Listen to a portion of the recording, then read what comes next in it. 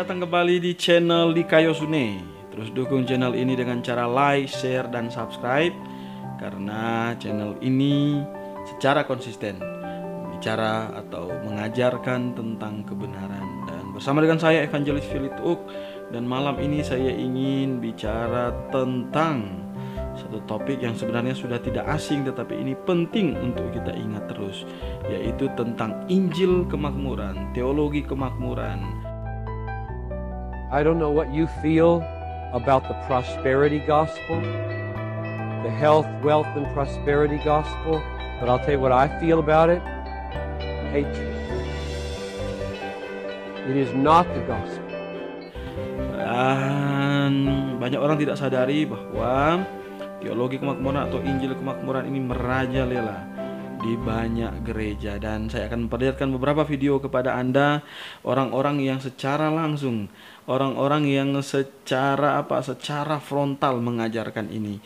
Dan tentu kita akan melihat apakah Alkitab mengajarkan yang namanya Injil kemakmuran. Coba kita lihat, kita simak video ini. Memberikan kepadamu kekuatan untuk memperoleh kekayaan dengan maksud meneguhkan perjanjian yang diikrarkannya dengan sumpah. Kenapa Tuhan sampai sumpah? Karena di area yang satu ini dijanjiin aja gak cukup, kita suka gak percaya. Pak, kalau nanti mati masuk surga, percaya. Kalau Tuhan mau berkati keuangan Bapak, percaya. Belum gitu percaya. Makanya dia sampai sumpah memberkati kita. Aku tahu bahwa engkau selalu mendengarkan aku, tetapi oleh karena orang banyak yang berdiri di sini mengelilingi aku mengatakannya supaya mereka percaya bahwa engkau yang telah mengutus aku. Kalau Bapak Ibu gak berbuat secara keuangan, terus kita bilang gini, bro, ayo ke BMC ikut Yesus. Emang kenapa ngajak-ngajak ke BMC? Supaya miskin kayak aku. Ada orang yang mau ikut gak? Gak mau. Di mana-mana orang lebih seneng foto di pohon yang buahnya banyak. Ya kan ibu-ibu, begitu bunganya banyak, Papa cepetan Pak foto. Gitu. Coba kalau pohonnya kurus kering ini, Pak cepetan pohonnya kurus udah mau mati, cepetan foto. Nggak ada orang yang tertarik. Tuhan mau keuangan kita berbuah supaya orang percaya Yesus itu. Bicara tentang pemuritan sepanjang tahun ini, Yesus nggak hanya muridkan murid-muridnya untuk nginjil, doain orang sakit, tapi dia banyak mengajar tentang keuangan. Salah satu contoh. Haleluya. Jadi sadarilah persepuluhan adalah cara membuka pintu gerbang surga. Buat saya persepuluhan adalah cara saya mengkonekkan keuangan saya sama keuangan surga. Saya mau ngomong, yang Tuhan mau lakukan di dalam keuangan saudara tahun ini, Tuhan akan bawa banyak dari saudara di tempat ini. Anda sekarang masih biasa-biasa, tapi saya melihat dalam hati saya akan cukup banyak orang di tempat ini. Tuhan bawa keuangan saudara masuk ke level great. Tuhan bawa. Ingat kisah saya beberapa waktu yang lalu, saudaraku. Seorang jemaat kita di kota Jogja. Bagaimana Tuhan memberkati dengan sebuah rumah. Orangnya bahkan tidak pernah ketemu sebelumnya. Hanya papasan, duduk, ngobrol, makan di Jalan Malioboro. 2 minggu kemudian sertifikat diberikan, saudara. Bukan hanya sertifikat diberikan, saudara. Bahkan biaya balik nama. Orang yang ngasih justru yang menanggungnya. Semua nilai yang begitu besar, giant-giant, saudaraku. Sampai bukan hanya 100% tercapai targetnya, 200%, Pak. Masuk akalnya di mana? Doesn't make sense. Gak ada yang masuk akal. If you can believe, you will get it. Jenis iman seperti apa yang kau miliki akan menentukan jenis hidup seperti apa yang kau miliki. Pertanyaan saya sekarang ini, saudaraku. Karena tadi saya katakan, almost everything, saudara asal bisa percaya, jadi. Ini karena situasi.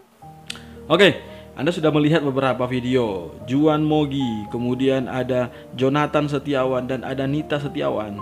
Mereka adalah orang-orang yang sangat getol mau bicara tentang Injil kemakmuran. Apa itu Injil kemakmuran atau teologi kemakmuran? Injil kemakmuran itu sebenarnya pada prinsipnya mengajarkan bahwa kalau kamu percaya Yesus, kamu pasti akan kaya, kamu tidak akan mungkin sakit lagi, kemudian kamu akan sukses terus dan seterusnya.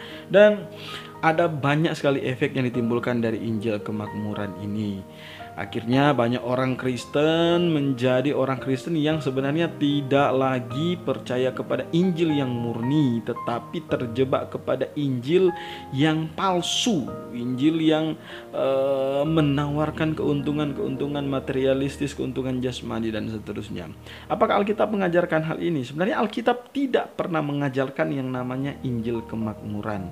Karena Tuhan Yesus sendiri berkata bahwa kalau kamu mau ikut Yesus, kamu harus bersedia pikul salib, harus menyangkal diri dan seterusnya. Dan ini sangat bertentangan dengan prinsip Injil kemakmuran. Dalam Injil kemakmuran sekali lagi diajarkan kalau kamu ikut Tuhan Yesus, kamu akan kaya. Nah, kaya itu sangat bertolak belakang dengan pikul salib. Kamu akan sukses terus, kamu tidak akan pernah sakit. Jadi sebenarnya ini adalah Injil yang tidak Alkitabiah. Ini adalah Injil Mamon, Injil yang sengaja dimunculkan oleh iblis, adalah Injil palsu. Dan ingat, ternyata ini beredar di dalam Kristenan dan merusak banyak sekali orang Kristen. Banyak orang Kristen terjebak dengan Injil-Injil palsu ini. Nah, apakah Anda sudah mengantisipasi ini dengan baik? Lihat ke dalam Alkitab. Coba kita lihat, ada beberapa ayat yang mengindikasikan dari dulu orang sudah terjebak di dalam konsep Injil kemakmuran. Misalnya kalau kita lihat di dalam 1 Timotius pasalnya yang ke-6 ya, mulai dari ayatnya yang ke-5. Coba kita perhatikan ayatnya yang ke-5, percekcokan antara orang-orang yang tidak lagi berpikiran sehat dan yang kehilangan kebenaran, yang mengira ibadah itu adalah suatu sumber keuntungan. Wah, ini adalah salah satu indikasi tentang kewaspadaan berkaitan dengan Injil kemakmuran. Jadi dulu sudah pernah terjadi di dalam jemaat, dan itu disampaikan dalam kitab Timotius oleh Rasul Paulus bahwa ada orang-orang yang berpikir bahwa beribadah itu punya sumber keuntungan, dan keuntungan yang dimaksud di sini adalah untung apa? Nah, sebenarnya orang-orang yang terjebak dalam Injil kemakmuran berpikir bahwa keuntungan yang dimaksud adalah keuntungan yang sifatnya material dan jasmanian. Dan itu diperingatkan oleh firman Tuhan. Ayat 9, 1 Timotius 6 ayat yang ke-9. Tetapi mereka yang ingin kaya terjatuh dalam pencobaan, ke dalam jerat, dan ke dalam berbagai nafsu yang hampa, dan yang mencelakakan, yang menenggelamkan manusia ke dalam keruntuhan dan kebinasaan. Karena akar segala kejahatan ialah cinta uang. Oleh sebab memburu uang, lalu beberapa orang telah menyimpang dari iman dan menyiksa dirinya dengan berbagai-bagai. Jadi ada orang-orang yang sebenarnya pada prinsipnya tidak mengerti kebenaran dengan baik dan berpikir bahwa kalau saya beribadah, saya tunduk, saya saleh, saya seterusnya, maka kalau saya percaya maka saya akan diuntungkan secara material. Dan itu Alkitab sudah peringatkan terlebih dahulu, jauh-jauh sebelum ada pengkhotbah-pengkhotbah ini.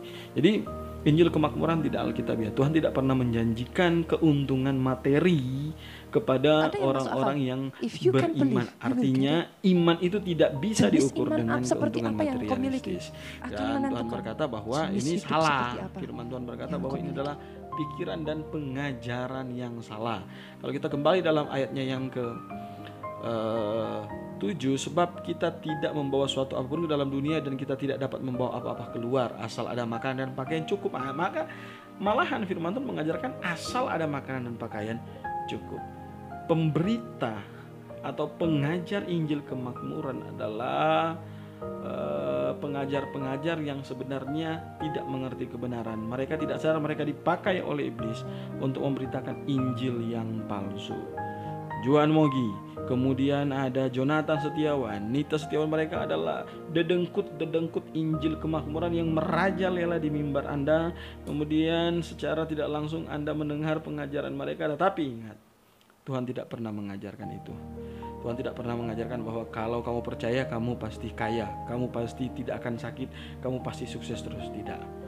Tuhan pernah berkata di dalam firman Tuhan bahwa kita tidak hanya dikaruniakan untuk percaya, melainkan menderita untuk Dia. Jadi ini bertentangan sekali dengan Injil kemakmuran. Hati-hati, waspada. Mereka semua yang mengajarkan Injil kemakmuran bukanlah hamba Tuhan yang Alkitabiah. Mereka adalah pengajar sesat, dan mereka sebenarnya adalah orang-orang yang menyembah Mamon, tetapi tidak sadar mereka sedang menyembah Mamon. Jangan sampai terjerumus kepada kesalahan yang salah. Injil kemakmuran adalah sesat, dan pemberita Injil kemakmuran adalah penjahat-penjahat di atas mimbar, dan yang mereka beritakan adalah Injil Mangon.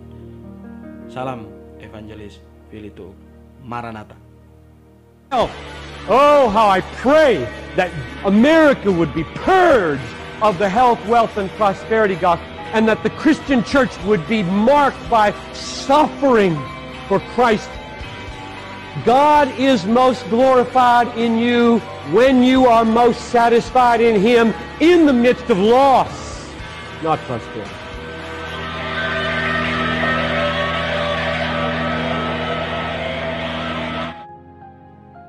I don't know what you feel about the prosperity gospel, the health, wealth, and prosperity gospel, but I'll tell you what I feel about it. Hatred. It is not the gospel.